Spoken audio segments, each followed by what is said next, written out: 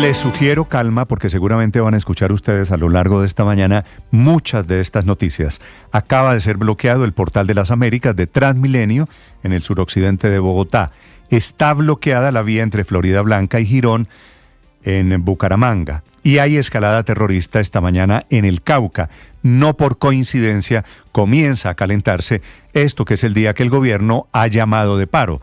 Dijo anoche el presidente Petro que sabía que tenían información de que iba a haber infiltrados.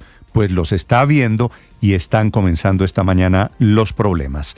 En el sur de Bogotá, en el sector de Kennedy, Cristian Correa. Néstor, buenos días. Y usted lo dijo, la sorpresa de esta mañana para los usuarios de Transmilenio fue al llegar al Portal de las Américas y encontrarse que está bloqueado en este momento por un grupo de manifestantes, por lo que el sistema Transmilenio, más bien las directivas del sistema, decidieron de forma preventiva cerrar el Portal de las Américas y también la estación de Biblioteca El Tintal, buscando que prevalezca la seguridad tanto de los usuarios como de la infraestructura de Transmilenio, porque lo decíamos temprano, están tratando también de evitar que se hagan realidad esas amenazas a la afectación de la estructura de Transmilenio. Hay que decir entonces que los servicios de alimentación del Portal de las Américas se están desviando en este momento hacia la estación de Banderas para tratar de mantener la normalidad o una parte de la normalidad de la prestación del servicio sobre esta troncal. De momento, Néstor, hay que decir que hay normalidad en el resto de la ciudad. Sin embargo, los equipos de diálogo del distrito están atentos a cómo avanzan las movilizaciones y los plantones que han citado en diferentes puntos de la capital del país en medio de este primer día de los 2 días convocados de paro nacional. Cristian, gracias. Ese último dato es muy importante. En el resto de Bogotá, lo que pasa es que hace menos ruido decir que Bogotá opera normalmente. El ruido, el problema, es en este portal de Transmilenio en zona de las Américas. El resto de la ciudad, María Camila, está funcionando con normalidad. Sí, Néstor, buenos días. El resto de la ciudad está funcionando de momento a esta hora, 6:23 de la mañana, con normalidad, porque fíjese que desde ayer está circulando una publicidad sobre el paro nacional ya para el 28 y 29 con la agenda, con los puntos de Bogotá, que son más de 6. De momento, por citarle solo un caso, la autopista norte con calle 170, Néstor, que tiene, por ejemplo, convocatoria de plantón a las 5 de la mañana, está funcionando con normalidad. A esta hora no hay presencia de manifestantes, no hay bloqueos, está transcurriendo con normalidad el tráfico allí en ese punto. Si usted tiene pensado trabajar, seguramente usted trabaja en una empresa del sector privado, la situación es normal. Los que no están trabajando hoy son empleados públicos, los sindicatos, inclusive FECODE, que anunciaron que se suman a este increíble paro nacional que está promoviendo el mismo gobierno. En el departamento del Cauca, atención, esta mañana primeras escaramuzas, hay problemas de orden público en el occidente de Colombia, cortesía de disidentes de las FARC que instalaron cilindros bomba. Hugo Mario Palomar. Néstor, conductores que recorren la vía Buenaventura reportan esta mañana 3 cilindros con emblemas de las FARC abandonados en el kilómetro 18 cerca del municipio de Dagua y en la vía que conduce al corrimiento del Cremal. El ejército ya detonó de manera controlada uno de estos cilindros. En Cali hay tensión en la Universidad del Valle, en donde algunos estudiantes instalaron un campamento. Ayer hubo bloqueo de vías aledañas que podrían repetirse hoy, según lo ha confirmado el coronel Carlos Oviedo, comandante de la Policía Metropolitana. Hay una alerta en la Universidad del Valle del Cauca sobre posibles hechos que van a afectar la tranquilidad, personas que puedan salir a realizar unos bloqueos. En Cali la marcha de las centrales obreras comienza a las 9 de la mañana en el Parque de las Banderas, Néstor. También a las 9 aquí en Bogotá es la concentración de los sindicatos que están haciéndole el juego hoy al gobierno con el tema del paro nacional. Primer bloqueo que se reporta en este momento fuera de Bogotá es en la vía cerca de Bucaramanga, la que va hacia Florida Blanca. Javier Rodríguez. Hola Néstor, es impresionante a esta hora el trancón en el municipio de Girón tras el cierre de los 2 sentidos del anillo vial, que es una vía que comunica con el municipio de Florida Blanca y Bucaramanga. Néstor, esta vía es de gran importancia porque pasa el 80% de los vehículos de carga que vienen de la costa atlántica hacia Bogotá y el interior del país.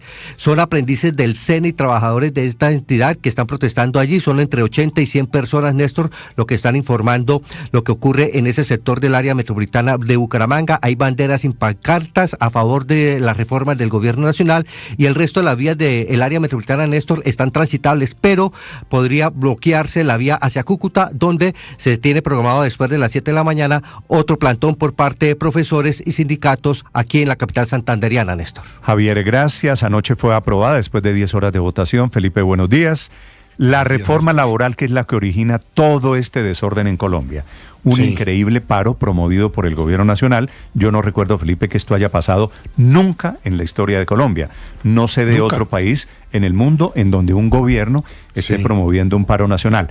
Pero lo primero que hay que decir, esto no es paro nacional. Esto es un paro de algunos afectos al gobierno, especialmente empleados públicos que dependen del gobierno nacional. Segundo. Sí, ayer vimos las circulares de las superintendencias del Departamento de la Presidencia diciéndoles a los trabajadores que se unieran a la huelga, al paro y tal, pero pues esto no tiene antecedentes. Pero yo me pregunto ¿y para qué van a protestar si ya está literalmente casi aprobada la reforma laboral como la querían? Le falta, Felipe, de los 4 debates, le falta solamente el de la plenaria del Senado. Anoche tarde, iba a pasar, Néstor, casi a las 9 de la noche, fue aprobado el texto de la reforma laboral, básicamente como la quería el gobierno, con algunas comas que cambiaron, algunas cosas intrascendentes que cambiaron, pero básicamente la reforma laboral que quería el gobierno fue aprobada por la Comisión Cuarta, Felipe. Así que, ¿por qué consulta popular? ¿Por qué paro? Vaya usted a saber. Porque el presidente quiere empezar a gobernar por decreto, por un lado. Porque además necesita gastarse los 750.000 o el billón de pesos para empezar su campaña política.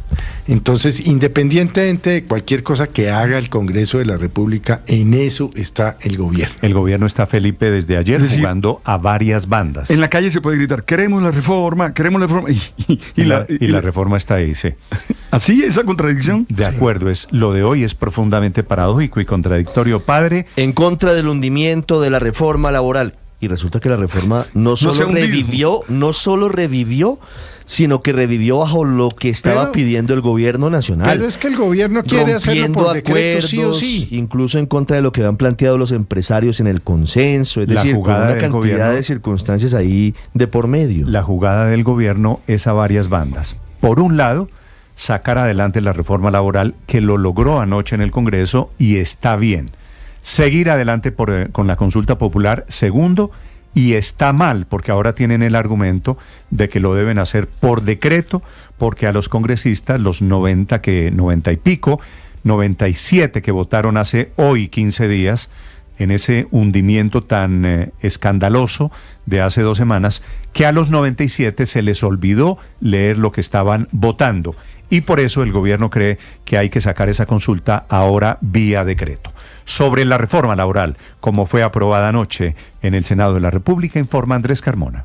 Néstor, buenos días. Aunque el proceso que llevó a la radicación de la ponencia de la resucitada reforma laboral en la Comisión Cuarta del Senado estuvo marcado por los desacuerdos, los señalamientos de trampas y las amenazas de que el proyecto se archivaría por falta de tiempo, al final 14 de los 15 congresistas que integran la célula legislativa decidieron evacuar el tercer debate del proyecto en un solo día y adelantándose 3 días a la fecha límite establecida por la senadora verde Angélica Lozano, presidenta de la comisión. La discusión comenzó con la presentación de la ponencia alternativa del pacto histórico en cabeza de la senadora Aida Bella, quien no solo reconoció que el texto acogía más que los acuerdos hechos en la Cámara, el texto de la primera reforma radicada por la exministra Gloria Inés Ramírez, sino que también aprovechó su intervención para exigir mejoramiento de las condiciones laborales de sectores como los camioneros, campesinos e incluso para criticar la inteligencia artificial. Y no hablo de la inteligencia artificial y todo eso, porque ¿para qué hablamos de algo que está ayudando a sacar a los trabajadores de los bancos? Porque allí las mujeres son las que están pagando la cuota inicial de la tecnificación de un sector como la banca. Al final, Y pese a que el senador Richard Fuenlantala se declaró impedido para votar únicamente la ponencia alternativa, algo que rara vez se ha visto en el Senado, el texto fue negado con 12 votos contra 1. Acto seguido comenzó la discusión de la ponencia mayoritaria, en la que los coordinadores ponentes, los senadores Juan Felipe Lemos del partido de la U y John Jairo Roldán del Partido Liberal, dejaron claro que frente al texto aprobado por la Cámara se mantuvieron 39 artículos, se eliminaron 14, se subsanaron 15, se mejoró la redacción y los beneficios en 28 y se agregaron 7 que logran impulsar la formalización laboral y la creación de empleo. La votación de los primeros 55 artículos fue de manera expedita y entre ellas se acogieron de la ponencia temas como un subsidio de conectividad de 200.000 pesos, la posibilidad de pactar una semana laboral de 4 días siempre que se mantenga el total de 12 horas semanales y que haya acuerdo entre el empleador y el trabajador, la cotización por tiempo parcial y prima de productividad, que consistiría en que si una empresa crece 4% tendrá que pagar hasta 40% del salario mínimo como bonificación a sus trabajadores siempre y cuando se bajen los impuestos a las empresas. El senador Carlos Abraham Jiménez. Esperamos eso le sirva a las nuevas generaciones, los nuevos trabajos que requiere Colombia. Hay nuevas tecnologías, hay nuevas formas de trabajar y sabemos que este artículo le va a servir a esos jóvenes que quisieran trabajar 4 y descansar 3 días. Aquí no es que le aumentemos la carga, les vamos a permitir que hablen con su empleador y pueden tener 3 días de descanso, que es lo que se viene hablando en el mundo. En licencias se agregaría una licencia remunerada para asistir a actividades escolares de los hijos siempre que sea una petición del colegio, pero desaparece la propuesta de licencia por matrimonio. Por otro lado, la licencia de paternidad no se ampliará y el Día de la Familia ya no será obligatorio sino voluntario. Frente a los aprendices del SENA se mejora la remuneración del contrato de aprendizaje, pero este seguirá siendo un tipo especial de contratación y no será de carácter laboral como quería el gobierno. No obstante, cualquier cambio en la plenaria dependerá de un concepto que en materia de monetización deberá entregar la entidad según lo prometido por el ministro de Trabajo, Antonio Sanguino. Yo me comprometo a que mañana el SENA entregue un concepto con arreglo a las decisiones que en el Consejo Directivo del SENA se adoptan en esta materia, que me parece que es lo más responsable. Ministro. Yo presido el Consejo Directivo del SENA y me comprometo a entregar un concepto sobre esta proposición. Al final, lo que terminó generando desacuerdo y que incluso había sido el motivo para que tanto Centro Democrático como los liberales se apartaran de la ponencia, tuvo que ver con los artículos que aumentaban la jornada nocturna a partir de las 7 de la noche, pero con exclusión a las microempresas y el pago de recargos en festivos hasta el 75%. La senadora Angélica Lozano presentó 2 proposiciones garantizando la jornada nocturna sin excepciones para todos los trabajadores y el pago de recargos hasta el 100%, algo criticado por el senador Lemos. Se da cuenta que los empleos que más se han perdido son en las micro y pequeñas empresas, más de 1.200.000. Empleos formales se han perdido en esos sectores por la carga laboral insostenible, por la carga tributaria insostenible. Considerábamos nosotros que era justo con ese sector de la economía nacional, por lo menos excepcionarlo en esta materia. Incluso el senador por el Centro Democrático, Carlos Meisel, lo consideró una traición a los acuerdos, por lo que tanto él como el senador Enrique Cabrales decidieron votar no al articulado. Tanto que hablan del gigante empresario, del megamillonario, y con ese se va a comer a manteles a la casa de huéspedes en Cartagena. Al micro y al pequeño nadie lo escucha. Y repito, hace parte también de la base popular de este país. A pesar de todo, la senadora Lozano vio esta votación como un triunfo. Será una ley laboral en junio y el presidente tiene que dejar su embeleco político de la consulta popular. Zapatero a tus zapatos, el gobierno a gobernar, el Congreso hace una buena reforma laboral y hay que desactivar, dejar esa único plan del gobierno que es politiquear y hacer campaña eterna con una consulta. Y hasta el ministro Benedetti celebró los avances en el debate, pero insistió en la importancia de la consulta popular. Aquí no nos ha ido muy bien, a nosotros no nos ha ido muy bien en el Congreso de la República, así que yo con futuros hipotéticos... Un poquito a regañadientes el ministro Benedetti celebrando anoche la aprobación de la reforma laboral, porque ahora están con la teoría de que quedó mal hundida la consulta popular y de que la van a poder emitir vía decreto si el Congreso no repite la votación esta semana, antes del 1 de junio, que es la fecha límite que está reiterando esta mañana el presidente Gustavo Petro. El presidente Petro, Ricardo, está tuiteando hoy desde muy temprano obviamente, sobre el tema de su consulta popular ahora por decreto. Una sobre una decisión de la Comisión Cuarta que no aceptó la posibilidad de escuchar a un grupo de trabajadores del sector vigilancia ayer en el debate, y otro larguísimo respondiendo al concepto del secretario general del Senado, Diego González, que le explica al presidente, que duró mucho tiempo en el Congreso, por qué a un concepto de una consulta no le aplica las mismas normas que las de una ley de la República. El presidente Petro respondiéndole a un mensaje de un señor muy decente, lo voy a citar entre comillas, Felipe, que dice, hay que ser, estos son los mensajes del señor presidente de la República. Esto es lo que era el presidente. Hay que ser muy hijueputa para darle la palabra a los empresarios del sector de la vigilancia. Se refiere a este trámite de la aprobación de anoche en la Comisión Cuarta del Senado. Así está el presidente madrugando a enviar mensajes, no todos muy amables, con los congresistas, el presidente en batalla política en este tono. Y amenazadores todos, ¿no? A mí ya me parece demencial, le digo. Lo que está pasando me parece demencial. Y va a sacar el decreto. Esta mañana bien temprano, lo acaba de decir usted, anda diciendo otra vez que la ley quinta, que eso no fue así, que no. Él va a sacar ese decreto. Que los congresistas firmaron sin leer, que votaron sin leer en la votación que hundió la reforma, la consulta popular, que fue exactamente hoy hace 15 días. Caterina Ávila. Buenos días, Néstor. El presidente Gustavo Petro aprovechó el Consejo de Ministros programado sobre la reforma agraria para plantear otros temas sobre la mesa. En la misma línea que su ministro del Interior, el mandatario se abstiene de reconocer la derrota en el Senado, en donde 49 congresistas negaron la consulta popular, todo bajo este argumento. Efraín Cepeda, por su afán de dañar la consulta popular, no leyó qué era lo que estaban votando los parlamentarios. Señor secretario, léale a la plenaria en qué consiste la siguiente votación. Se trata de un concepto previo que hay que dar para una consulta popular que presentó el gobierno. La consulta popular dice esto, no lo dijo.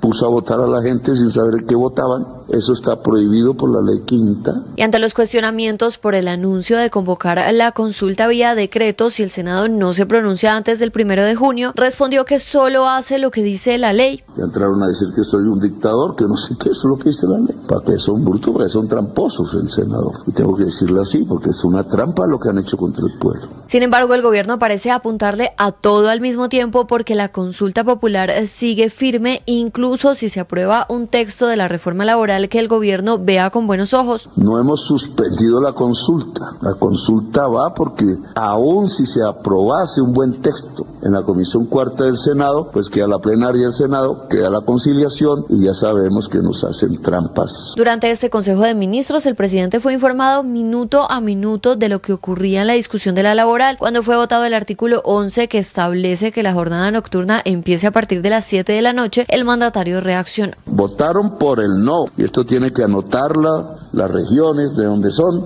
el señor Carlos Farelo de Cambio Radical, la señora Liliana Benavides del Partido Conservador, el señor Enrique Cabrales del Centro Democrático, el señor Carlos Abraham Jiménez de Cambio Radical, el señor Juan Felipe Lemos del Partido de la U, el señor Carlos Meisen del Centro Democrático y el señor Sami Merek del Partido Conservador. La otra jugada del gobierno nacional está en las calles. El presidente Petro sentó una postura frente a las movilizaciones convocadas por centrales obreras para este miércoles y jueves. La instrucción, garantizar la protesta y evitar la violencia. Sin embargo, el mandatario reconoció que podría haber infiltrado. Que el deber de quienes son empleados es permitirla, 2 días han dicho, pero el deber de quienes salen a la protesta es no ejercer violencia. Cualquier acto de violencia, y sí que va a haber infiltrados, es contra el movimiento de las trabajadoras y los trabajadores. Y en medio de su intervención, el presidente Gustavo Petro se refirió a la prohibición para transmitir por canales privados los consejos de ministros e hizo una solicitud a su ministro de las TIC, en lo que pareció una advertencia a los medios de comunicación privados. Han sido censurados, se impidió que saliera por canales privados que no existen como privados, sino que son contratistas del Estado de un espectro que es por donde van las ondas de la televisión, que es público inembargable. Entonces, al parcelar el uso de ese espectro como si fuese propiedad privada. Y ahí el presidente Petro vuelve a repetir su hipótesis de que él es censurado en Colombia, que habla todos los días, se comunica todos los días, pero tiene la tesis de que es un presidente censurado.